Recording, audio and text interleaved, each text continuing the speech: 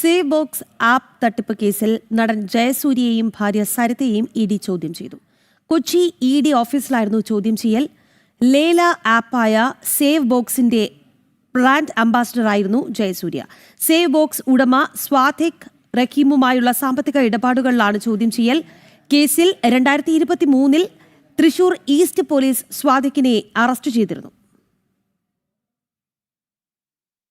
Online ലേല ആപ്പായ save ബോക്സിന്റെ franchise വാഗ്ദാനം ചെയ്തായിരുന്നു വ്യാപക തട്ടിപ്പുകൾ നടന്നിരുന്നത്. 5 ലക്ഷം മുതൽ 25 ലക്ഷം രൂപ വരെ നഷ്ടപ്പെട്ടു എന്ന പരാതികൾ ഉണ്ടായിരുന്നു. 20 കോടിയോളം രൂപയുടെ തട്ടിപ്പ് നടന്നിട്ടുള്ള കേസിൽ സേവ് ബോക്സ് സ്ഥാപന ഉടമ തൃശൂർ സ്വദേശി സ്വാതിക് റഹീമിനെ നേരത്തെ പോലീസ് അറസ്റ്റ് ചെയ്തിരുന്നു.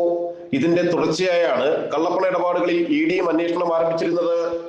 സേവ് ബോക്സ് ആപ്പിന്റെ ബ്രാൻഡ് അംബാസഡറായ നടൻ ജയസൂര്യ കരാറിൽ ഒപ്പിട്ടിരുന്നു.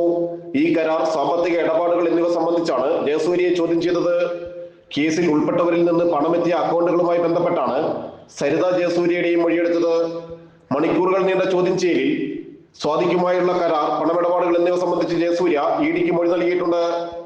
ഈ മാസം 24-നും ജയസൂര്യയെ സമൻസ് നൽകി വിളിപ്പിച്ചിരുന്നു. ഓൺലൈൻ ലേലം നടത്തുന്ന സ്ഥാപനമാണ് സേവ് ബോക്സ്.